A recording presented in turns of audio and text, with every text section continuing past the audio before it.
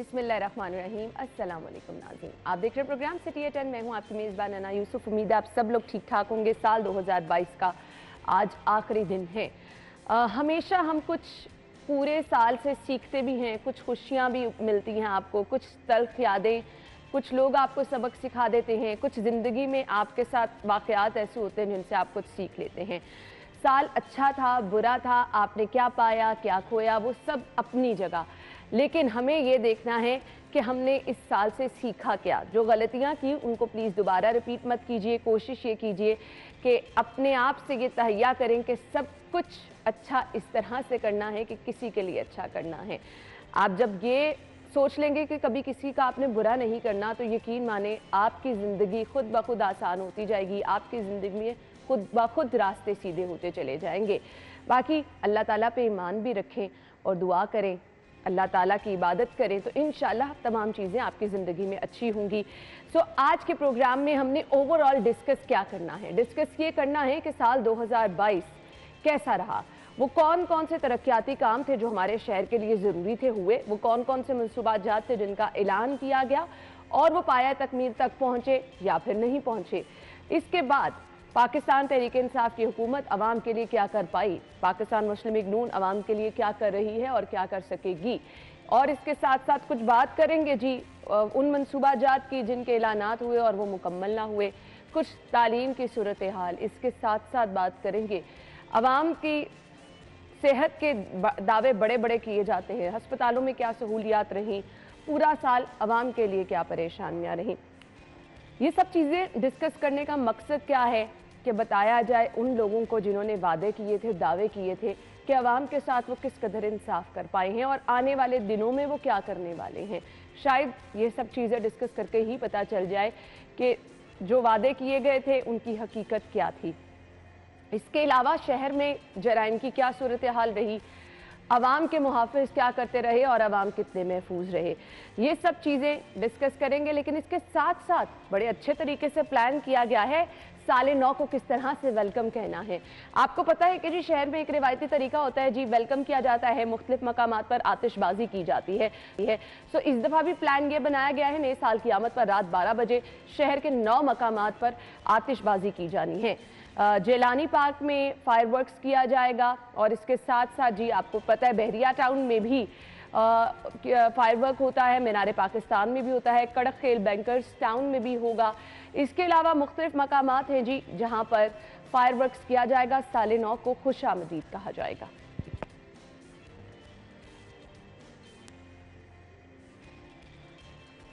Studio में हमारे साथ हमारे सीनियर रिपोर्टर्स मौजूद हैं, उनको हम वेलकम कहेंगे।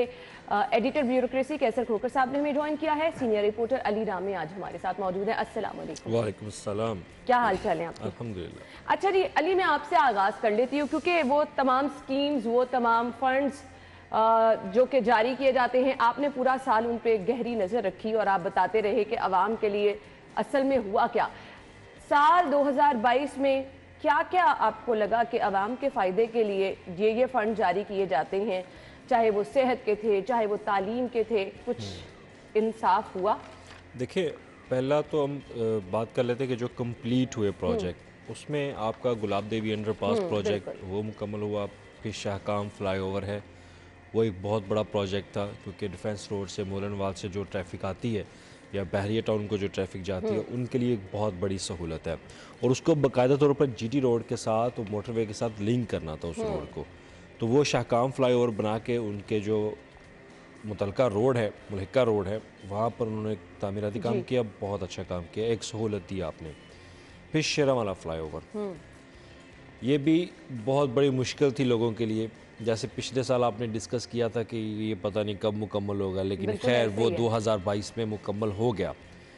एलडीए का शुक्रिया कि उन्होंने प्रोजेक्ट को बर वक्त मुकम्मल किया, वो भी आवाम को एक अच्छी सहूलत मिली। लेकिन वो जो हमने ख्वाब सुने थे एलिवेटेड एक्सप्रेसवे बन जाएगा, ट्रॉम भी चलेगी। देखिए अना, वो प्रोजेक्ट जो है वो बहुत बड़े हैं। अभी आप ये अगर अंदाज़ा लगाए ना कि एक साल में प्रोजेक्ट मुकम्मल होगा, वो ऐसा नहीं होता। उनका एक गेस्टेशन पीरियड होता है, वो उस मुकर्रर वक्त में ही मुकम्मल होते हैं। और जब हम किसी प्रोजेक्ट की तख़ीर की बात करते हैं तो वो जब वो टाइम एक मुकर्रर गुजर जाता है, फिर हम वो ख़बर देते हैं कि अब ये इसका ये मुकर्रर करदा टाइम था, अब उससे आगे निकल चुका है, तो लिहाजा ये इल्तवा का शिकार है। या इल्तवा का शिकार तब होता है जब किसी प्रोजेक्ट के फ़ंड रोक लिए जाएं, तब। अब ये 3 प्रोजेक्ट लाहौर के लिए बहुत इम्पोर्टेंट थे। ये अर्बन डेवलपमेंट के अंदर जो आते हैं, ये प्रोजेक्ट आपने मुकम्मल किए, दैट्स वेल एंड गुड। आपने फ़िरोज़पुर रोड का, मुख्तलिफ रोडों का आपने जो पैच वर्क है वो काम आपने मुकम्मल किया। अब बात कर लेते हैं हेल्थ के प्रोजेक्ट्स की। हेल्थ में आपने गंगाराम हॉस्पिटल में मदर एंड चाइल्ड हॉस्पिटल का जो एक नया ब्लॉक तमीर करना था, वो आपने ऑलमोस्ट 95% आपने मुकम्मल कर लिया। अब उसकी SNE वगैरह जो नई भर्तियाँ वगैरह है वो आपने मुकम्मल कर, लेकिन अभी ऑपरेशनल नहीं हुआ। ऑपरेशनल का टाइम भी उसका 2023 का था। एक जो तकलीफ बात ये थी कि आपने 2022 में शुरू करना था प्रोजेक्ट का काम, वो ये था कि हॉस्पिटल की तमीर थी 1000 बेड के ऊपर अरफा क्रीम टावर के अकब में जो जगह आपने रखी हुई है, वहाँ पे आपने हॉस्पिटल बनाना था। उस हॉस्पिटल की तमीर में आपने तखीर की। वो अभी तक लैंड जो है वो स्पेशलाइज्ड हेल्थ केयर डिपार्टमेंट को कन्वर्ट नहीं हो पा रही LDA की तरफ से। ये एक बहुत बड़ी एक नाकामी है पंजाब हुकूमत की। और उसी के साथ इतना जरूरी था ये प्रोजेक्ट, जो हमारे अस्पतालों के हालात हैं, ये बहुत बड़ा हॉस्पिटल क्या था। बहुत बड़ी रिस्पॉन्सिबिलिटी है, बहुत बड़ा मुश्किल है कि आवाम को अस्पतालों में सहूलियात देना। पूरा साल आवाम दरबदर रहे हैं। देखिए, मैं तो सिंपल सी बात कहूँगा, ये बात है जेब में पैसा हो तो सब कुछ हो जाता है। हेल्थ वाले जो डिमांड करते हैं वो ये कहते हैं कि हमें बजट चाहिए भाई, हमें आप मेंटेनेंस के लिए, ऑपरेशंस के लिए एक अच्छा खासा जो बजट उनकी डिमांड है वो आप उनको दे दें, एक जो फैसिलिटीज़ हैं वो उनको दे दें। अब रश लोगों का बढ़ता जा रहा है। अब कोई भी बाहर से ऑपरेट के लिए आएगा, वो सीधा जना हॉस्पिटल, सर्विसेज हॉस्पिटल और आपका PIC में आएगा। और ये 3 बड़े हॉस्पिटल हैं आपके, या में हॉस्पिटल है। हम बताते रहे PIC के क्या हालात रहे हैं। देखिए, जब वहाँ पे का इशू, कभी बेड्स का इशू। अब बेड वहाँ पे 100 है, पेशेंट आपका 200 आ जाए, फिर आप क्या करेंगे? अब डॉक्टरों को तो नहीं कह सकते, फिर आपने गवर्नमेंट को कहना है। लेकिन गवर्नमेंट हमारी वो सत्तू पी के सोई हुई है, वो वाली बात है कि उनको कोई असर ही नहीं है। अगर आप ये प्रोजेक्ट शुरू कर लेते, कम से कम 2-3 साल में कहीं भी तो खड़ा होना था ना। आपने 3 ट्रॉमा सेंटर की तमीर करनी थी लाहौर के अंदर, आपने वो अभी तक काम शुरू नहीं किया उसके ऊपर। वो भी आप कह रहे हैं कि 2023 में शुरू होगा।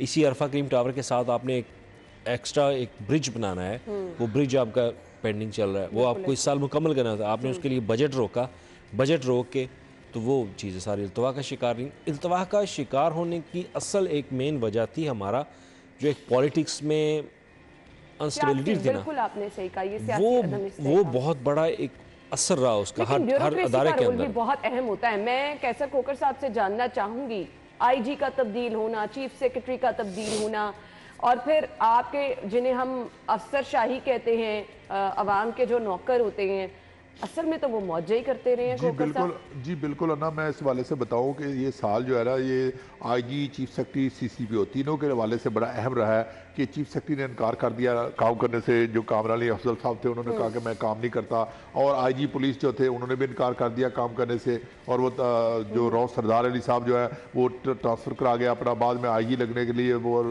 रस्सागिरी शुरू होगी। और CCPO लाहौर जो है वो अपनी नौकरी बचाते रहे, कभी फाक उनको मुअत्तल कर रहा है, कभी उनका ट्रांसफ़र कर रहा है, और कभी वो कोर्ट में जा रहे हैं, कभी सर्विस ट्रिब्यूनल में जा रहे हैं, और वो 3-4 महीने उनके रिटायरमेंट में अब रह गए हैं, और उनके वो नौकरी बचाने के CCPO और चक्कर में रह गए, जिसकी वजह से लाहौर शहर का क्राइम भी बढ़ गया और ब्यूरोक्रेसी जो है ना वो बेलगाम भी होगी। ब्यूरोक्रेसी अब मुश्किल, अब आखिर में जब साल खत्म होने वाला था तो मुश्किल IG और मुश्किल चीफ सेक्रेटरी अब्दुल्ला खान सुब्बल चीफ सेक्रेटरी मिले हैं, जो बड़े अच्छे अफसर और बड़े मंजे हुए, बड़े धीमे मिजाज के, बड़े शरीफ और नफस किस्म के इंसान हैं, वो मिले हैं। और आमर जुल्फकार साहब जो है वो IG पुलिस मिले हैं अब साल के आखिर में। पूरा साल तो दीगा मुश्ती, वो कहते हैं कि कुश्ती होती रही है एक तरह की, वो IG और चीफ सेक्रेटरी के लिए होती रही है, CCPO लाहौर के लिए होती रही है।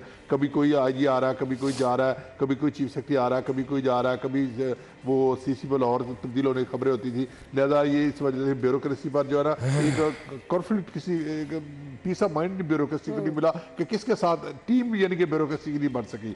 और वज़ीर आला पंजाब जो है वो परवेज़ इलाही साहब जो है अभी तक ब्यूरोक्रेसी की अपनी टीम नहीं बना सके। जब पिछली दफ़ा इनका टेन्योर होता तो इन्होंने सलमान सदीक, सलमान गनी और GM सिकंदर पर मुश्तमिल अपनी एक अच्छी टीम बना ली थी, जिसमें बड़े अच्छे तरीके से इन्होंने डेवलपमेंट के और इंतजामी उमूर निपटाए थे। लेकिन अभी तक परवेज इलाही साहब 5 महीने मेरा ख्याल हो गया, 5 महीने हो गए इनको, जी 5 महीने हो गए, लेकिन अभी तक अपनी टीम नहीं बना सके ब्यूरोक्रेसी की, टीम क्या होगी डेवलपमेंट के हवाले से। अभी चेयरमैन PND पहले अब्दुल्ला खान सुब्बल थे, अब नया डॉक्टर वासिफ खुर्शी चेयरमैन PND आए हैं, चेयरमैन PND भी अब नए आए हैं, और अभी उनके साथ भी पंजाब गवर्नमेंट की वज़ीर आला सेक्रेटरी की अंडरस्टैंडिंग नहीं हो पा रही, और CM सेक्रेटरी जो है वो सारे ये करता ही है कि जो अफसर को एक एहसान भुट्टा एक अफसर है ग्रेड 20 के ना, 1 साल में उनके 5 तबादले हुए, और 5 तबादलों की वजह से उनकी ACR नहीं बढ़ सकी, उनकी प्रमोशन आगे कैसे होगी, वो मसला बढ़ गया उनके लिए। सेक्रेटरी INC थे ट्रांसफर हुए, कमिश्नर गुजरावाला थे, सेक्रेटरी टूरिज्म थे, सेक्रेटरी स्पोर्ट्स थे, अब उनको CM टीम में मेंबर लगा दिए गए। एक बड़ा अच्छा अफसर है वो,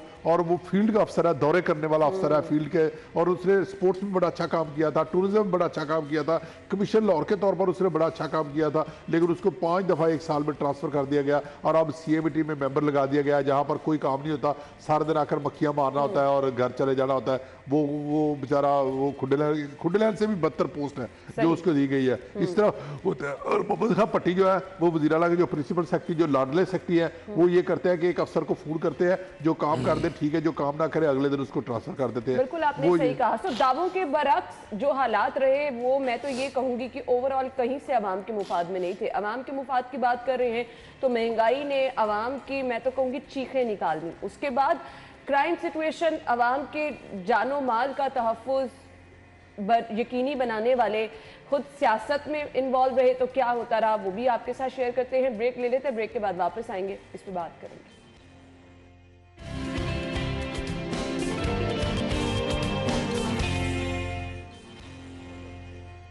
एक बार फिर से आपको प्रोग्राम में खुश आमदीद कहेंगे, और अब हमने आपको बताना है कि कौन कौन से वो डेवलपमेंट्स के काम है जो स्पेसिफिकली शहर लाहौर में अनाउंस किए गए, पाया तकमील को पहुंच गए, और कौन से अनाउंस हुए लेकिन उनको हाथ भी नहीं लगाया गया, और उसकी वजूहात क्या थी। हमारे सीनियर रिपोर्टर दुर्रे नायाब ने हमें ज्वाइन किया। अस्सलाम वालेकुम दुर्रे नायाब। वालेकुम सलाम। दुर्रे नायाब, बहुत बहुत शुक्रिया। सबसे पहले तो आपसे जानना चाहेंगे, क्योंकि आप खासी गहरी नज़र रखते हैं, कवर करते हैं, कौन कौन से ऐसे डेवलपमेंट्स के काम थे जो कि शहर लाहौर में 2022 में अनाउंस हुए और पाया तकमील तक पहुंच गए, और फिर उसके बाद ये बताइएगा कि कौन कौन से ऐसे प्रोजेक्ट्स थे जिनको अनाउंस तो कर दिया गया लेकिन वो कभी होंगे भी या नहीं, या बस आवाम उनके नाम ही हमेशा सुनती रहेगी। सबसे पहले जो मंसूबे मुकम्मल हुए। जी बिल्कुल, अनफॉर्चुनेटली 2022 में बदकिस्मती थी कि 2022 में उस तरह से ना कोई बहुत बड़े मंसूबे जो हैं वो मुकम्मल हो सके, बल्कि पहले से जो कंटिन्यूटी में थे मंसूबे 2021 से, उन्हीं को ही पाया तकमील बहुत मुश्किल पहुंचाया गया। उसकी मिसाल मैं आपको दे सकता हूँ कि 2021 में स्टार्ट किया गया शाकाम फ्लाईओवर को, उसके बाद शेरावाला गेट फ्लाईओवर मंसूबे को, इसके साथ गुलाब देवी अंडरपास और आगे जो फ्लाईओवर की तोसी होनी है लाहौर ब्रिज की, उस मंसूबे को, लेकिन वो आपके सामने है। सिर्फ गुलाब देवी अंडरपास को भी पार्शली मुकम्मल किया गया, शाकाम चौक को भी पार्शली इसलिए मुकम्मल किया गया कि फ्लाईओवर तो खोल दिया गया लेकिन अभी तक उसकी फिनिशिंग का काम होना बाकी है, और बहुत सारे मिसिंग लिंक जो है वो आज तक मुकम्मल नहीं है। इसी तरह गुलाब देवी में आपने देखा कि लाहौर ब्रिज की तोसी ताहाल होना बाकी है, और अभी तक काम जो है अधूरा छोड़ा हुआ है, 1 साल पूरा गुजर गया, उसको कंप्लीशन की तरफ नहीं ले जाया गया। शेरावाला गेट मंसूबे पर काम तो मुकम्मल कर लिया गया, लेकिन वहां से मुतसिल जितने एरियाज थे उनकी भी रिहेबिलिटेशन का काम होना बाकी है। इसी तरह वासा के जो प्रोजेक्ट्स हैं वो तकरीबन अधूरे रहे। उसमें अलहमरा आर्ट्स काउंसिल के सामने बर्डी गार्डन में अंडरग्राउंड वाटर सीवरेज टैंक बन रहा है, वो नहीं बन सका। शेरावाला गेट मंसूबे के साथ वाटर स्टोरेज टैंक बन रहा है, वो भी नहीं बन सका। इसके साथ साथ और जो उन्होंने 7 से 8 मंसूबे अनाउंस किए थे 2021 में कि जी हम 7 से 8 मकामात पे लगाएंगे वाटर स्टोरेज टैंक बनाएंगे, वहाँ पे पानी स्टोरेज करेंगे, उस पर किसी एक भी वाटर स्टोरेज टैंक पे काम नहीं हो सका। इसी तरह पानी बनाने के मेगा प्रोजेक्ट जो मंसूबे थे उसमें भी कोई पेशरफ नहीं हुई। इंटरनेशनल जो डोनर्स हैं उनके साथ वेस्ट वाटर ट्रीटमेंट प्लांट लगाना था, यहाँ पे वाटर सीवरेज के मंसूबे के साथ underground water storage rehabilitation project थे, वो भी नहीं हुए। अगर अब आप नए मंसूबों की बात करें जो अनाउंस हुए, जिसमें परवेज इलाही साहब की हुकूमत ने दावे और नारे तो बहुत मारे थे कि हम एलिवेटेड भी बनाएंगे, हम ब्लू लाइन भी ला देंगे, पर्पल लाइन भी आ जाएगी, लेकिन वो लाइनों की हद तक की बात रही, उस पर काम नहीं हो सका, और वो दावे जो हैं वो सिरे नहीं चढ़े।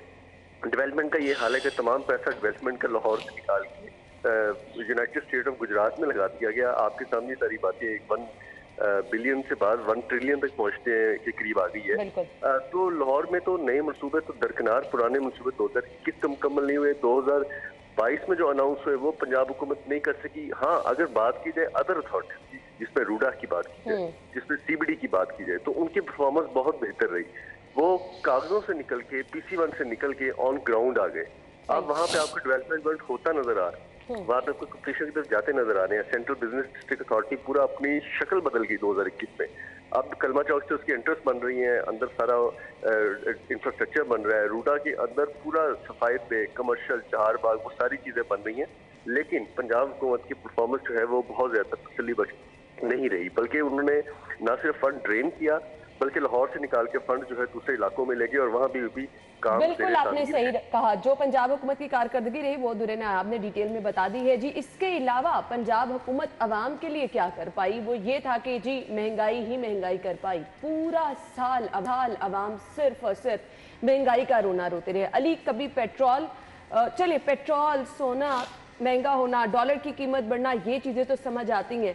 कभी आटा महंगा होना, 2 वक्त की रोटी की दुहाई अवाम के मुंह से नहीं सुनी थी। ये बिल्कुल आपने बात ठीक की कि पेट्रोल और बाकी बिजली वगैरह ये तो फेडरल ये तो समझ आती है, ये तो फेडरल के अंदर आ गई। पंजाब हुकूमत के अंदर जो चीज़ें, वो बिल्कुल आपने बात की कि चीनी और आटा, इनकी अदम दस्तयाबी सबसे बड़ी एक वजह होती है। ये फेलियर बहुत बड़ा फेलियर रहा। जब ये चीज़ सामने आ जाए ना, ज़रूरी मुल्क है, जब ये चीज़ सामने आ जाए तो समझ जाएं कि फिर आप ये जो माफिया है ये इन चीज़ों को, इनके रेट बढ़ाएगा। अली, माफिया भी फिर आपका हुकूमत में बैठा है। आ रहा हूँ ना, मैं उसी चीज़ पे आ रहा हूँ। और जब ये माफिया स्ट्रॉन्ग होता है और ये फिर मुतालबात करता है हुकूमत से, फिर हुकूमत को ये ब्लैकमेल करते हैं। अब हुकूमत जब ब्लैकमेल होती है तो फिर अवाम जो है उसमें बदले में वो पिसती है, सिंपल सी बात ही है। लेकिन हमारी जो इंतज़ामिया है, लाहौर की इंतज़ामिया है, हमारी सरकार है, कैपिटल सिटी में इतना बड़ा आपके चीफ सेक्रेटरी बैठा, CM सूबे का बैठा हुआ, IG पंजाब बैठा हुआ है, वहाँ पे आके लोग ब्लैकमेल हो रहे हों, सही कह रहे हैं, वहाँ पे आपको चीज़ें महंगी मिल रही हों, वहाँ पे रेट जो मुकर्रर करता है सरकार का, उससे हटकर आपको महंगी चीज़ें फ़रोख्त हो रही हैं, उससे अंदाज़ा लगा लें हमारी मैनेजमेंट, हमारी गुड गवर्नेंस कहाँ पे है। पूरा साल आपको मैनेजमेंट की फेलियर नजर आई, क्योंकि अवाम रोते रहे, बिलकते रहे कि महंगाई नहीं कंट्रोल हो पा रही, और बिजली से, पेट्रोल से बात बहुत आगे निकल कर अवाम के रोज़मर्रा इस्तेमाल की चीज़ें, जिसमें सब्जियां कह लें, जिसमें आटा कह लें, घी कह लें, चीनी कह लें, वो अवाम के लिए ख़रीदना, मैं कहती हूँ, बहुत ज़्यादा मुश्किल हो गया। ऐसे अनास, देखिए सिंपल सी बात है, एक चीज़ 20 रुपए में है, वो कोई दुकानदार 30 रुपए में फ़रोख्त करे, इसमें आम शहरी का कोई कसूर नहीं है। कसूर है हुकूमत का कि हुकूमत अपने उस रेट पर अमल दरामद क्यों नहीं करवा रही। हमारा सवालिया निशान सिर्फ ये है। लेकिन हुकूमत टस से मस नहीं होती। आए रोज़ उनके जो अदाद शुमार आते हैं वो कहते हैं हमने इतनी इंस्पेक्शंस की हैं, हमने इतने फ़ाइन किए, इतने जुर्माने की। भाई जुर्मानों से एक आम शहरी को क्या फ़ायदा हो रहा है? कोई फ़ायदा नहीं हो रहा। आपके जो कानून है, आपका लॉ जो है, उसको इम्प्लीमेंट ही नहीं किया जा रहा, आप इम्प्लीमेंट ही नहीं करवा रहे, तो फिर आम शहरी को इंसाफ कहाँ से मिलेगा? ठीक है, आपने गवर्नमेंट ये कहती है कि हमने ये जो आटा है इसकी कीमत ये मुकर्रर की है, तो भाई आपने अगर मुकर्रर की है तो आप उस रेट पर हमें चीज़ लेके भी देना। बिल्कुल।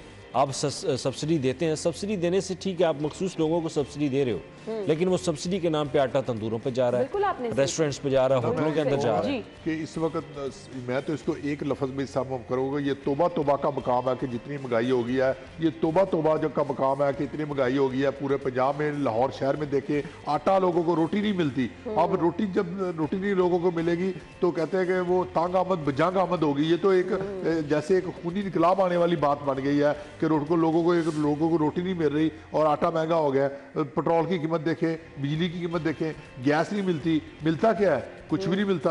और सब्जियां देखिए, सब्जियों के अभी भी मैं अपने टीवी पर सिटी फट्टू पर अभी टिकट चाह रहे थे कि सब्जियों की कीमतें जो है गवर्नमेंट के कंट्रोल रेट जो है उससे ज़्यादा रेट पर फरोख्त की जा रही है सब्जियां। आटे की कीमत देखें, घी की पेपर देखें, बच्चों के ग्रासरी का सामान देखें, मेडिसिन दवाइयाँ देखें, उनकी कीमतें देखें, कपड़े की कीमत देखें, जूते की कीमत देखें, और बच्चों के जो ड्रेसेस है, स्कूल शूज़ है, बच्चों की किताबों की कीमत देखें कितनी बढ़ गई है, बच्चों के स्कूलों की फीस देखें कितनी बढ़ गई गई है और एक आम बंदा जाए तो जाए कहाँ। सही कहा आपने। देखिए चीज़ ठीक है, कीमत आपने बढ़ाई, लेकिन एक गवर्नमेंट की तरफ से मुकर्रर करदा भी एक होती है कीमत कि जनाब ये अगर चीज़ 10 रुपए में आप 15 रुपए में फ़रोख्त करें, फिर दुकानदार क्यों वो चीज़ 20 रुपए में फ़रोख्त करता है? सिंपल सी बात है ना। तो इसको रोकने का इकदाम किसने उठाना है? ये हुकूमत ने उठाना है, आपकी इंतज़ामिया ने उठाना है। अगर इंतज़ामिया ही कुछ नहीं ऐसा करेगी, मुल्क की मुआशी तौर पर मुल्क हमारा कहाँ पर जा रहा है ये किसी को नजर नहीं आ रहा। पंजाब में अब मेरी कल की खबर थी, आपके एक्सपेंडिचर्स देख रहे, आपने 217 बिलियन के एक्स्ट्रा एक्सपेंडिचर कर दिए। भाई क्यों? क्योंकि गुजरात को फंड देने थे। अंदाजा करें, ये साल तो गुजरात के लिए तो बहुत फायदेमंद था, के लिए तो जबरदस्त रहा है। ठीक है, आप डेवलपमेंट करें, लेकिन आप अपने बजट को भी देखें। आपने सरप्लस में कोई चीज़ नहीं छोड़ी आपने पीछे। दावे आप करते हैं कि आप आवाम की खिदमत करें, भाई खिदमत करें, एक तरीके से करें आप। अब ये नहीं कि पीछे खजाने को कंगाल करके छोड़ दिया। बिल्कुल ऐसा ही है। पूरा 217 बिलियन परेशान रहे, आपके डॉक्टर परेशान रहे, इंजीनियर्स परेशान रहे, अभी भी एहतजाज कर रहे हैं। मतलब यहाँ पर किसी ने सुख का सांस नहीं लिया। हम लोगों को कहते हैं उम्मीद अच्छी रखें, ना उम्मीदी कुफ्र है, लेकिन ये जो पूरा साल रहा, मुझे नहीं लगता कि अगले आने वाले साल में भी महंगाई कंट्रोल हो पाएगी। मैं आपको पहले भी कह चुका था, इसी साल में मैंने आपको स्टार्ट में कहा था जब ये हुकूमतें तब्दील हो रही थी कि महंगाई कम नहीं होगी। ये बात आप जहन में रख लें। यानी जो वक्त गुजरता जाएगा अगले साल में तो ना अगले साल महंगाई मजीद बढ़ेगी। जाने दें, हमने लोगों को सीरियसली मैं यही कह रहा हूँ, सोचे ने महंगाई मजीद बढ़ेगी। लोगों को चाहिए कि अपना राशन का जो राशन पानी है उसका इंतज़ाम पहले से कर छोड़े, चीज़ें अभी से लेके अपने पास रख लें। ये हो सकता है कि आपको चीज़ें मिले भी ना।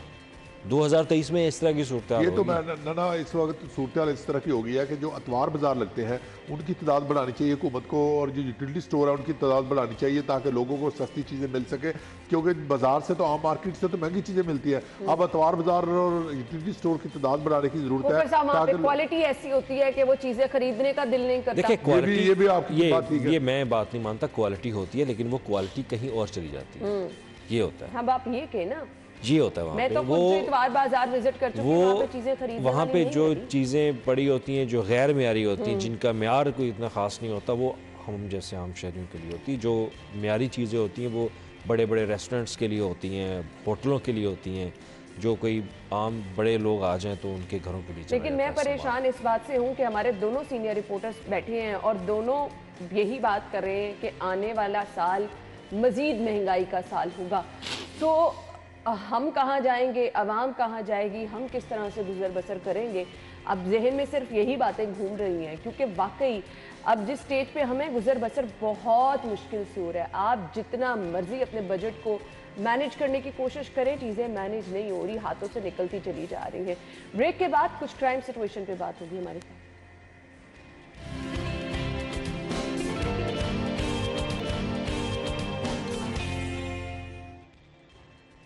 खुश आमदीद आपको एक बार फिर से कहेंगे। साल 2022 में अवाम को जो कि अवाम के तहफ़्फ़ुज़ के दावेदार हैं, हमारी पुलिस, जिनकी जानिब से दावे किए गए कि जी अवाम के वो मुहाफ़िज़ हैं, और हमने बहुत सारी नई फोर्सेस भी देखी, पूरे साल अच्छे खासे फंड्स भी इनको दिए गए, लेकिन अवाम हमेशा परेशान नज़र आए। वो चाहे अवाम के कारोबारी मराकज़ थे, दुकानें, घरों की दहलीज पर गलियाँ, कुछ भी सेफ नहीं रहा। मतलब बाहर अपने घरों से निकलना भी आवाम के लिए मुश्किल रहा।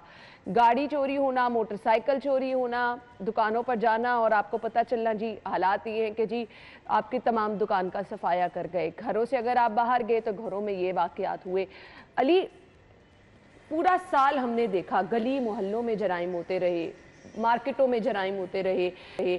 कोई एक ऐसा रोड शहर का नहीं था, बल्कि शहर में कभी हमने सुना नहीं था जिस कदर चोरी डकैती की वारदातें हुई हैं इस साल। फिर हम कह देते हैं जी अच्छा महंगाई क्योंकि रही तो ये असरात यहाँ नहीं आने। इसमें कोई शक नहीं है 2022 जो है वो चोरों और लुटेरों के लिए बहुत अच्छा रहा। आवाम के लिए उसमें परेशानियाँ ही थी, बहुत ज़्यादा डकैती के वाक़यात हुए, राहज़नी के वाक़यात हुए। लेकिन काश कभी साथ आप ये भी डिस्कस कर लेते ना कि अदालतों से कितना इंसाफ मिला। तो देखें, आप पुलिस का हमेशा से यही रवैया रहा है कि जब कभी अगर किसी क्रिमिनल को, मुजरिम को अगर वो पकड़ ही लेते हैं, अगर पकड़ लेते तो कम अदालतों ने सज़ा तो देना। सही। वो यही कहते हैं कि जब आप अदालत उनको सज़ा नहीं देगी, उनको छोड़ देगी, फिर वही मुजरिम दोबारा आके जुर्म करेगा। एक उनका पॉइंट ये भी है। फिर आपने कहा कि बजट उनको इतना दिया जाता है तो उसके बावजूद वो अपनी परफॉर्मेंस क्यों नहीं शो करते।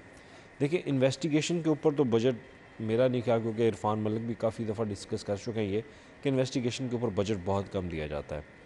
जहाँ से असल गेम शुरू होनी होती है, आपने क्रिमिनल्स तक पहुँचना है, आपने इन्वेस्टिगेशन करनी है, वो चीज़ आप बहुत कम एलोकेट करते हो। और दूसरा तीसरा ये कि पुलिस का सबसे बड़ा लाहौर के अंदर तो एक इशू यही रहा कि यहाँ पे जो एक उनका सरबराह था ना, वो बड़ा एक मसला रहा कि वो पुलिस के एहलकार भी इस गैर यकीनी सूरत और जो सरबराह आता रहा वो भी फिर क्योंकि सियासी आशीर्वाद से आता रहा। और ज़्यादा हमारी पुलिस इस दफ़ा मसरूफ़ रही है पॉलिटिक्स के ऊपर।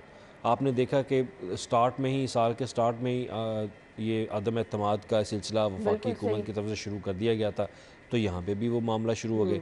पुलिस सिक्योरिटी दे रही है असम्बली को, पुलिस सिक्योरिटी दे रही है ज़मान पाक को, बाकी लाहौर तो सारे का सारा फिर वैसा ही है। आपने 2-3 बड़े इवेंट भी करवाए, आपने क्रिकेट के लिए भी आपने सिक्योरिटी जब आपने कहा महंगाई तो खत्म नहीं होने वाली, तो फिर अगर महंगाई खत्म नहीं होगी साल 2023 में, तो हम ये समझ रहे कि जराइम भी खत्म नहीं जराइम कहाँ पे खत्म, कभी दुनिया में जराइम खत्म। जब महंगाई बढ़ेगी तो जराइम तो बढ़ेगा ना। महंगाई का तल्लुक जराइम से भी होता है। लोग भूखे मरेंगे तो लोग डकैतियां करेंगे, चोरियां करेंगे, क्या करें फिर लोग। अब लोग हुकूमत, ये एक फैक्टर भी है महंगाई, जराइम बढ़ने की वजह एक फैक्टर महंगाई भी है, ठीक है। दूसरा ये कि अली रमे ने ये बयान किया, बताया कि इन्वेस्टिगेशन के पास पैसे नहीं है। पैसे सारे तो अफसरों के घरों पर चले जाते हैं, पुलिस अफसरों के दफ्तरों की रेनोवेशन पर चले जाते हैं, पुलिस अफसरों की गाड़ियों पर चले जाते हैं। आप किसी मेरे पास सिर्फ 1 मिनट रह गया। सियासी लिहाज से 2023 सियासी लिहाज से तो राह ही सियासी है। नहीं ना, 2023 में क्या होने वाला है, तब्दीली होती रही है, वो तो हमने देखा ना। 2023 में मजीद लड़ाइयाँ होंगी और इलेक्शन का साल होगा। 2023 इलेक्शन का साल होगा। देखिए 2023 इलेक्शन का साल होगा, ये नहीं अभी खोकर साहब कुछ कह नहीं सकते, कुछ कहना कबल वक्त होगा, लेकिन लड़ाइयाँ बड़ी होंगी। लेकिन खुदारा अल्लाह करे 2023 मुल्क को इस्तेहकाम की तरफ लेके जाए। सिंपल सी बात ही, हमारे ज़रिए मुबादला ज़खायर बहुत कम हो चुके हैं, हमारे पास लोन रिटर्न करने के लिए भी पैसे नहीं है इस वक्त, ये सिचुएशन है।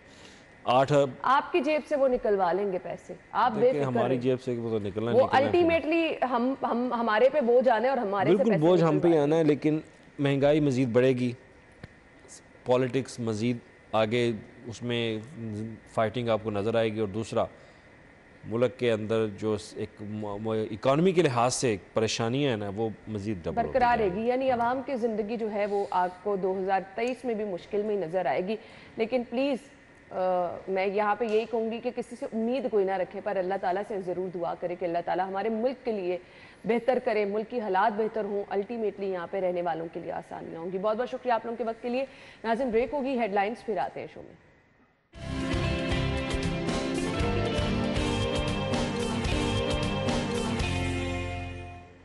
स्टूडियो में आपको खुशामदीद कहेंगे। आज का हमारा टॉपिक नाज़रीन, मैं आपसे थोड़ी सी इस चीज़ में हम डिटेल में बात करेंगे, आपको बताएंगे बेसिकली ये प्रॉब्लम है क्या, इसके लिए आपको एहतियात क्या करनी है और इसका तरीका इलाज क्या है। वेरिकोज वेन्स पे हमने बात करनी है, रगों में जो सूजन हो जाती है, बेसिकली इसके पस पर्दा क्या मुहर्रकात होते हैं, इसकी वजूहात क्या होती हैं। फिर इससे आपने, क्योंकि हमने प्रिवेंशन पर हमेशा बात की है, हमेशा हम कहते हैं कि जी आप इलाज से बेहतर ये है कि एहतियात करें, तो आपने एहतियात क्या करनी है और खुदा न खास्ता अगर किसी को ये प्रॉब्लम है तो इसका तरीका इलाज क्या है, इस पर भी हम बात करेंगे। स्टूडियो में जो हमारे साथ हमारे मेहमान मौजूद हैं उनका तारुफ कराना चाहूँगी। जी वेस्कुलर सर्जन हैं डॉक्टर्स हॉस्पिटल के डॉक्टर इलियास सादिक, जिन्होंने आज हमें ज्वाइन किया है अपने शो में। वेलकम कहेंगे। अस्सलाम वालेकुम डॉक्टर साहब, क्या हाल चाल है आपका? डॉक्टर साहब सबसे पहले मुझे इस टर्म को समझा दीजिएगा, बहुत सारे लोगों को पता ही नहीं कि ये क्या है, बेसिकली ये रगों में सूजन होती क्या है?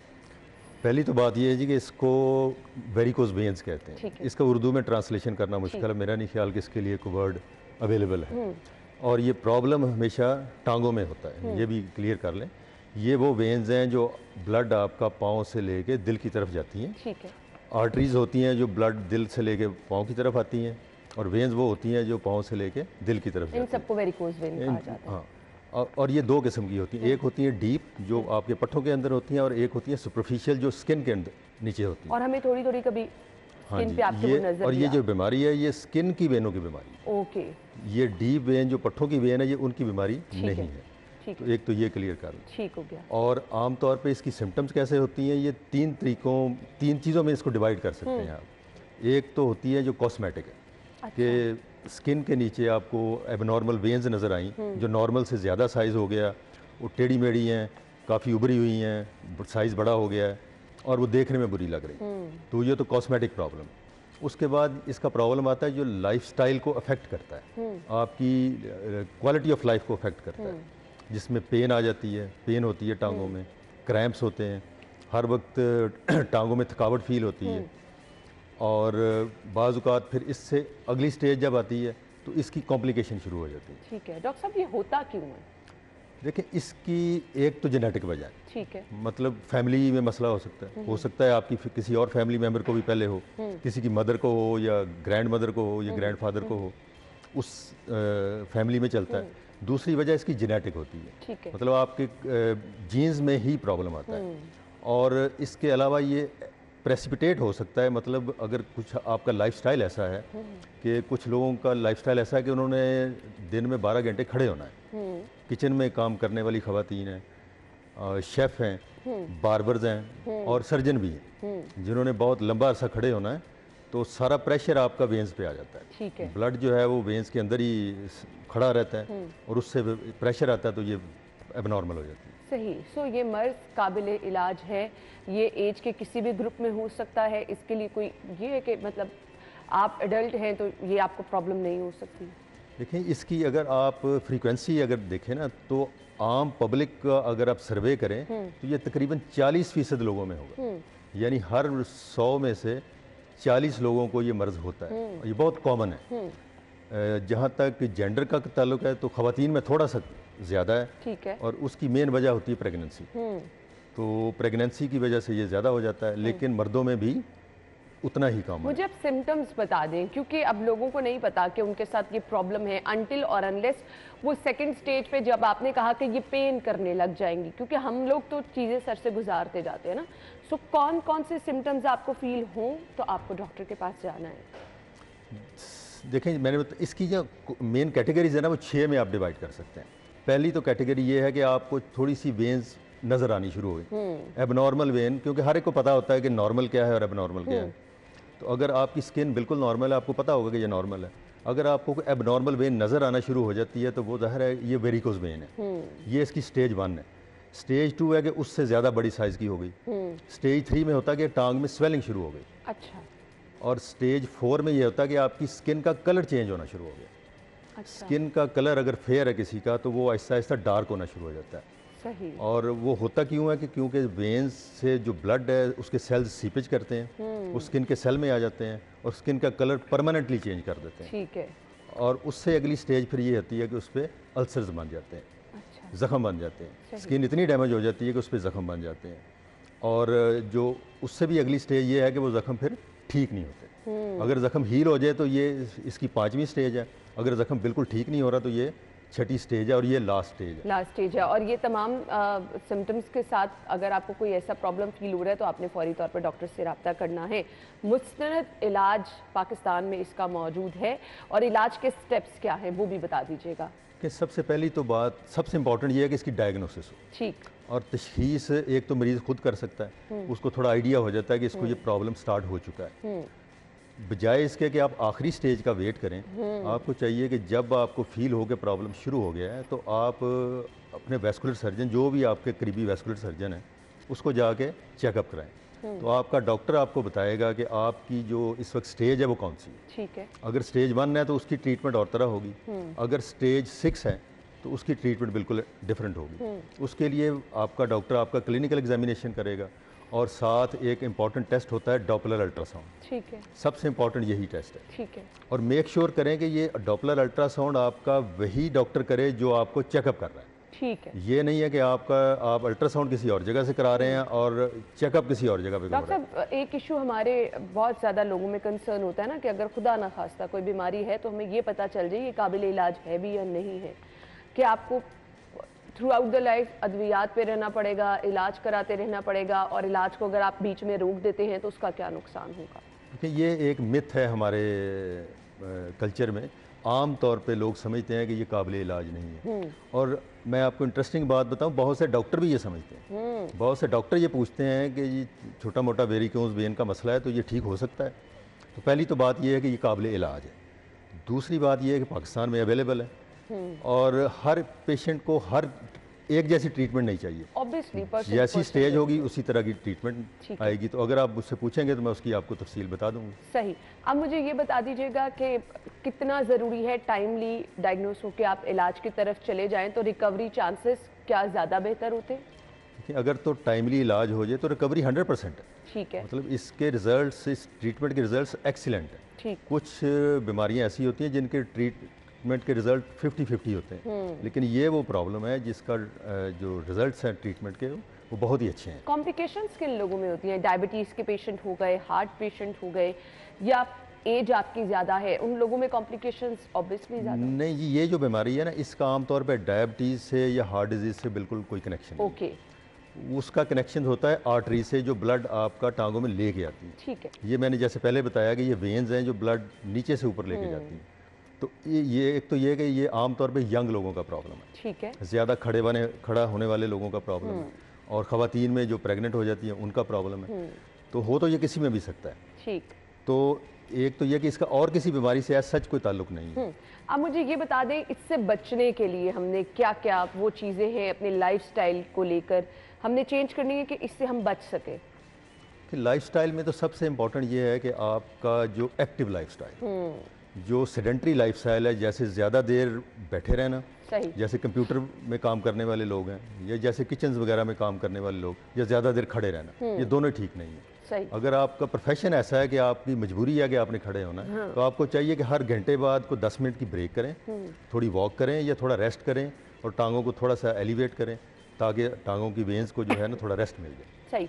अब मुझे ये भी बता दें, क्या आपके शूज़ भी मैटर करते हैं? कुछ लोग बहुत ख़वातीन हील्स पहनने की आदी होती हैं और कुछ लोग नहीं, आमतौर पे शूज़ का इससे कोई लेना देना नहीं है, क्योंकि हम अक्सर वो बड़ा कंसर्न हो जाता है ना कि अच्छा आप प्रॉपर अगर टाइम में बाहर कहीं जा रहे हैं, आपने हाई हील्स पहनी है तो ये प्रॉब्लम शूज़ का ज़्यादा इफेक्ट आपके जॉइंट्स पे आता है। ठीक हो गया, ठीक हो गया। अच्छा जी, इसके साथ साथ मुझे अब ये बता दीजिएगा, हम बात कर रहे हैं प्रिवेंशन पर, आपके लाइफस्टाइल में एक्सरसाइज, वॉक, इन सब का रोल क्या रहता है? वो आपको किस तरह से इन चीज़ों से दूर रखती है? देखिए, एक इंटरेस्टिंग बात बताऊं आपको कि ये वेन्स तो स्किन की हैं, लेकिन अगर आपकी लेग्स के मसल्स वीक हैं तो भी आपके वेन्स होने का ज़्यादा चांसेस है। सही। तो अगर आप वॉक करते हैं, रेगुलर एक्सरसाइज करते हैं, ख़ास तौर पे एंकल जॉइंट की एक्सरसाइज, ये बड़ी इंपॉर्टेंट है। नी जॉइंट जो घुटना है, एंकल जॉइंट जो टखना जिसको कहते हैं, उसकी एक्सरसाइज बहुत इंपॉर्टेंट है। सही। तो अगर आपके एंकल जॉइंट के करीब वाले मसल स्ट्रॉन्ग होंगे तो इसके वेरिकोज वेन्स होने का आपको चांस काफ़ी कम हो जाता है। ठीक है, ठीक है। अब जिस तरह से आप ये बता रहे हैं कि जी चांसेस कम हो सकते हैं, सो इसमें रिकवरी और कामयाबी की शरह मुझे बता दीजिएगा, आप मैक्सिमम कितनी देखते हैं? कि इसमें जो आजकल लेटेस्ट ट्रीटमेंट आ चुकी है जिसको आप RFA कहते हैं, रेडियो फ्रीक्वेंसी एब्लेशन, ये ऑपरेशन भी नहीं है। और अच्छा। हाँ जी, इसमें कोई एनेस्थीसिया भी नहीं मिलता, ये लोकल एनेस्थीसिया में प्रोसीजर हो जाता है और एक नीडल के साथ ये सारा प्रोसीजर होता है। ठीक है। कोई बॉडी में कट भी नहीं लगता। सही। तो इसका सक्सेस रेट तो 98% है। माशाल्लाह, दैट्स ग्रेट। हाँ जी। सो इसके लिए वो लोग जो परेशान होते हैं कि अच्छा जी सर्जरी की ऑप्शन होगी, कोई ऑपरेट कराना पड़ेगा, और अच्छा इसकी रिकवरी आपने बता दी, इतने ज़बरदस्त चांसेस हैं रिकवरी के, तो पेशेंट के लिए बाद में भी क्या कोई एहतियात होती है कि आराम से वो चल फिर सकता है? नहीं, बाद में किसी खास एहतियात की ज़रूरत नहीं है। वही लाइफस्टाइल चेंजेस थोड़ी बहुत करनी होती है आपको कि बहुत ज़्यादा देर आप खड़े ना हो, एक्टिव लाइफस्टाइल हो, इसके अलावा कोई खास एहतियात मुझे नहीं कुछ डॉक्टर्स हॉस्पिटल के बारे में बताइएगा। हम लोग क्योंकि जब भी किसी पेशेंट ने इलाज कराना है, मेन कंसर्न होता है आपका डॉक्टर बहुत अच्छा होना चाहिए। जो डॉक्टर जहाँ पर आपका इलाज कर रहे हैं, या खुदा न खासा अगर आपको सर्जरी की, ऑपरेशन की ज़रूरत है, तो अच्छा इन्वायरमेंट होना चाहिए। देखें, इसमें जी दो चीज़ें मैं पॉइंट आउट करना चाहूँगा। एक तो ये है कि फैसिलिटी हमारी state of the art facility, world class facility में अगर आपको कोई ट्रीटमेंट अवेलेबल हो तो मेरा ख्याल है ज़रूर अवेल करनी चाहिए। दूसरा, हमारी जो वैस्कुलर टीम है वो बहुत ट्रेंड है। तो पिछले कई सालों से हम ये वैस्कुलर की सर्विसेज प्रोवाइड कर रहे हैं, और मेरा ख्याल है कि शायद हमारा वाहिद इदारा है जहाँ पे हम इसकी लेज़र ट्रीटमेंट भी कर रहे हैं वेरिकोज वेन्स की। सही। तो आपकी जब पेशेंट आता है तो इसकी असेसमेंट, जो डॉपलर अल्ट्रासाउंड की असेसमेंट, वो भी हम खुद करते हैं। हम किसी की दी हुई रिपोर्ट पे रिलाय नहीं करते, खुद असेसमेंट करके जो पेशेंट को ट्रीटमेंट की ज़रूरत होती है, टेलर मेड जिसको ट्रीटमेंट कहते हैं, जिस पेशेंट को जिस तरह की ट्रीटमेंट की ज़रूरत होती है वो उसको सजेस्ट करते हैं। किसी को ऑपरेशन की ज़रूरत है, किसी को लेज़र की ज़रूरत है, किसी को ख़ास किस्म के इंजेक्शन लगते हैं उसकी ज़रूरत है, और किसी को कुछ भी करने की ज़रूरत नहीं। तो इस तरह हम प्रॉपर टेलर मेड ट्रीटमेंट इलाज जो आप बता रहे हैं, मुझे बता दीजिएगा वो कितना इफेक्टिव है? मैंने जैसे बताया कि उसका 98% रिजल्ट है, और उसका सबसे बड़ा एडवांटेज ये है कि आपको आम तौर पे अगर आप ऑफिस वर्कर हैं या कोई भी आप जॉब करते हैं तो आपको कोई लंबी चौड़ी छुट्टी भी लेनी नहीं पड़ती। आप आते हैं, आपकी प्रोसीजर हो जाता है 1 घंटे में, 2-3 घंटों में आप घर चले जाते हैं, और इसके लिए कोई हम बेड रेस्ट भी एडवाइस नहीं करते। अब डॉक्टर साहब एक और चीज़ है, हम जब डॉक्टर का इंतखाब करते हैं हम उसमें भी सम टाइम कोताही कर जाते हैं, या हमें एक प्रॉब्लम पता चलता है तो हम बहुत ज़्यादा कुछ हमारे लोग हैं जी हकीमों पे भी जाना शुरू कर देते हैं। आपके डॉक्टर का इंतखाब अच्छा होना कितना ज़रूरी है?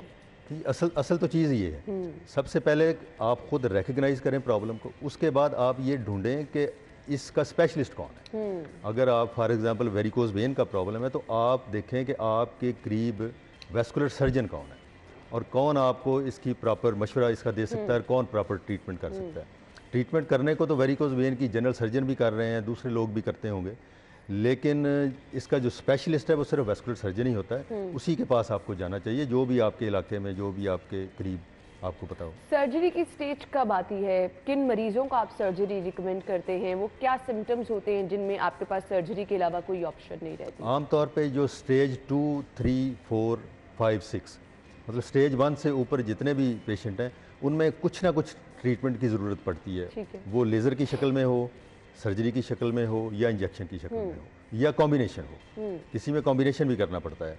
मिसाल के तौर पे लेज़र और साथ इंजेक्शन, सर्जरी साथ इंजेक्शन। तो ये डिपेंड करता है, पेशेंट टू पेशेंट बहुत वेरी करता है। तो ये फैसला आप अपने डॉक्टर को करने दें, अपने वेस्कुलर सर्जन को करने दें। वो जो आपको मशवरा दे उसी के मुताबिक फिर आप फॉलो करें। सही। अच्छा, टाइमिंग बड़ी, हम थोड़े से वो जल्दबाज लोग हैं ना, तो इलाज कराना शुरू किया है, रिकवरी चांसेस कितना टाइम, या पर्सन टू पर्सन वेरी करता है? हर किसी की अपनी एक बीमारी की एक तो हर पेशेंट की पेन परसेप्शन डिफरेंट होती है, थोड़ा बहुत वेरिएशन तो होती है, लेकिन आम तौर पे जब आप लेज़र की ट्रीटमेंट करवाते हैं तो आप सेम डे वॉक कर सकते हैं, अगले दिन इवन अपने जॉब पे जा सकते हैं। अगर आप सर्जरी कराते हैं तो उसमें आपको 3-4 दिन का थोड़ा बहुत रेस्ट चाहिए होता है, कोई बहुत ज़्यादा लंबा रेस्ट उसमें भी नहीं। सही।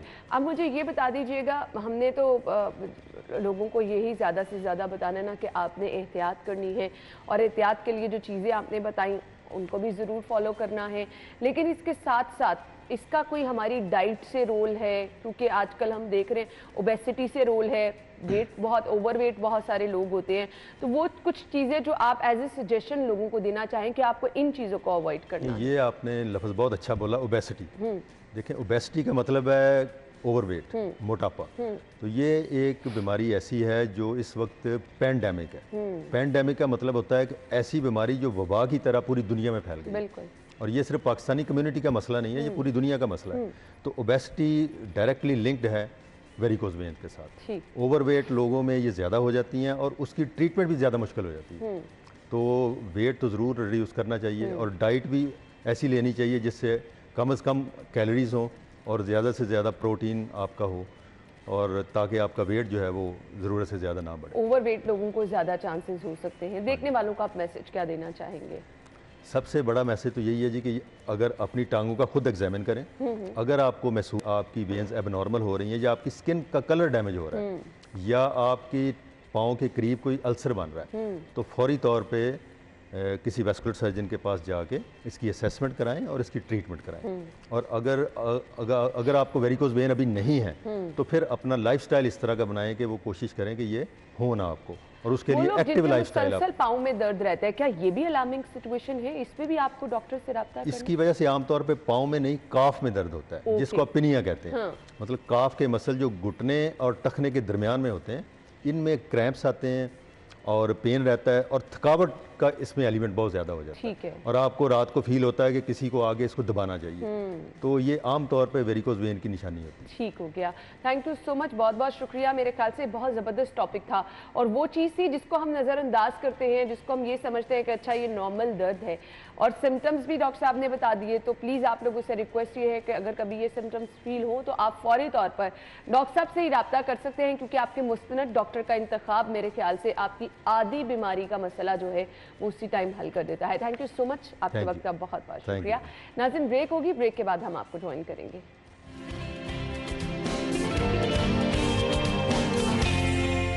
शहर लाहौर के मौसम के हवाले से बात की जाए तो आज साल 2022 की सूरज की जो किरणें हैं वो उन किरणों से शहरी महसूस होने के लिए मुख्तलिफ पार्कों का रुख कर रहे हैं। मैं इस वक्त आइडियल पार्क में मौजूद हूँ और मेरे अक़ब में भी आप देख सकते हैं कि लोग जो हैं वो मौजूद हैं, जो कि बैठे सूरज की हरारत से महसूस हो रहे हैं। इसी के साथ साथ मैं आपको ये भी बताती चलूँ कि आज साल 2022 का आखिरी दिन भी है और शहरी आज का मौसम इंजॉय करने के लिए बाहर का रुख भी कर रहे हैं, जबकि शाम के औकात में मुख्तलिफ प्लानिंग्स भी की जा रही हैं कि आज न्यू ईयर नाइट कहाँ पर मनाई जाएगी। और इसी के साथ साथ मैं आपको ये भी बताती चलूँ कि माहिरीन ने बताया है कि आज साल का आखिरी दिन खुश्क रहेगा, सर्द रहेगा, जबकि सूरज मियाँ जो हैं वो आखिरी दिन में काफ़ी ज़्यादा जो है वो अपने जोबन पर हैं और किरणें बिखेर रहे हैं, जिसकी वजह से सर्दी की जो शिद्दत है उसमें खासी कमी आई है। अगर मैं इस हवाले से बात करूं कि सूरज के अगर हम हरारत के लिए मौजूद हैं सूरज के नीचे, तो यकीनन आप जो है वो ज़्यादा से ज़्यादा भी 5 मिनट तक सिर्फ एक स्टिल जगह पर खड़े रह सकते हैं, अदरवाइज जो है वो आपको गर्मी महसूस होना शुरू हो जाती है। तो आज मौसम की कुछ तब्दीलियां इस तरह से देखने में नज़र आई हैं। जबकि अगर बात की जाए लाहौर में फ़िज़ाई आलूदगी के हवाले से, तो फ़िज़ाई आलूदगी के बायस लाहौर आज भी तीसरे नंबर पर है, जबकि AQI की शरह जो है वो 186 रिकॉर्ड की गई है। आखिरी दिन को एंजॉय करने के लिए जो है वो शहरी गुरूब आफ्ताब की भी तस्वीर भी बनाएंगे और मुख्तलिफ वीडियोस भी बनाकर जो है वो अपलोड करेंगे, शेयर करेंगे एक दूसरे के साथ कि 2022 का आखिरी दिन वो किस तरह से जो है वो अपना एंजॉय कर रहे हैं। थैंक यू, बहुत शुक्रिया। कोमल हमारे साथ मौजूद थी, मौसम की सूरत हाल उन्होंने बता दी, यानी सर्दी की शिद्दत शाम में आपको फील होगी, लेकिन आज इसी तरह से जो है आज साल का आखिरी दिन है। पूरे साल हमें ये शिकायत रही कि सरकारी रेट लिस्ट पे अमल नहीं हो रहा, सब्जियों की कीमतों में ज़्यादा हमने यही देखा कि बढ़ रही हैं, कभी कभी नीचे भी आई। आज की सूरत हाल हाफिज दिलावर बता रहे हैं। ना बिल्कुल, सब्ज़ी मंडियों में सब्जियों की कीमतों में 2 से 5 रुपए का इजाफा हुआ है और सरकारी रेट लिस्ट और बाज़ार में फ़रोख्त होने वाली सब्जियों की कीमतों में जो फ़र्क है वो बरकरार है। सबसे पहले प्याज की बात की जाए तो 198 रुपये सरकारी रेट लिस्ट के मुताबिक, जबकि बाज़ार में 215 रुपये प्याज जो है फ़रोख्त हो रहा है। टमाटर की अगर बात की जाए तो 70 रुपये सरकारी रेट लिस्ट के मुताबिक, जबकि बाज़ार में 85 रुपये टमाटर जो है वो फ़रोख्त हो रहा है। लहसुन की अगर बात की जाए तो 300 रुपये सरकारी रेट लिस्ट के मुताबिक, जबकि बाज़ार में 315-320 रुपये लहसुन जो है फ़रोख्त हो रहा है। अदरक की अगर बात की जाए तो 370 रुपये सरकारी रेट लिस्ट के मुताबिक, जबकि बाज़ार में 385 रुपये 390 रुपये अदरक जो है फ़रोख्त हो रहा है। सब्ज़ मिर्च की अगर बात की जाए तो 125 रुपये सरकारी रेट लिस्ट के मुताबिक, जबकि बाज़ार में 135-140 रुपये सब्ज़ मिर्च जो है फ़रोख्त हो रही है। आलू की अगर बात की जाए तो 35 रुपये सरकारी रेट लिस्ट के मुताबिक, जबकि बाज़ार में 45 रुपये आलू जो है फ़रोख्त हो रहा है।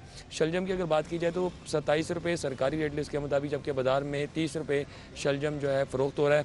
लीमू की अगर बात की जाए तो 65 रुपये सरकारी रेट लिस्ट के मुताबिक, जबकि बाज़ार में 75 रुपये लीमू जो है फ़रोख्त हो रहा है। मेथी की अगर बात की जाए तो 57 रुपये सरकारी रेट लिस्ट के मुताबिक, जबकि बाज़ार में 65 रुपये तक जो है मेथी फ़रोख्त हो रही है। गाजर की अगर बात की जाए तो 40 रुपये सरकारी रेट लिस्ट के मुताबिक, जबकि बाज़ार में 80 रुपये 90 रुपये गाजर जो है फ़रोख्त हो रही है। बंद गोभी की अगर बात की जाए तो 30 रुपये सरकारी रेट लिस्ट के मुताबिक, जबकि बाज़ार में 35 रुपये बंद गोभी जो है फ़रोख्त हो रही है। शिमला मिर्च की अगर बात की जाए तो 70 रुपये सरकारी रेट लिस्ट के मुताबिक, जबकि बाज़ार में 80 रुपये शिमला मिर्च जो है फ़रोख्त हो रही है। इसके साथ मटर की अगर बात की जाए तो 70 रुपये सरकारी रेट लिस्ट के मुताबिक, जबकि बाज़ार में 80 रुपये मटर जो है फ़रोख्त हो रहे हैं। मूंगरों की अगर बात की जाए तो 78 रुपये सरकारी रेट लिस्ट के मुताबिक, जबकि बाज़ार में 90 रुपये तक मूंगरे जो हैं फ़रोख्त हो रहे हैं। ठीक है, बहुत शुक्रिया हाफिज दिलावर ने हमें आज की रेट लिस्ट बता दी है। मुलाकात होगी, अल्लाह हाफिज़।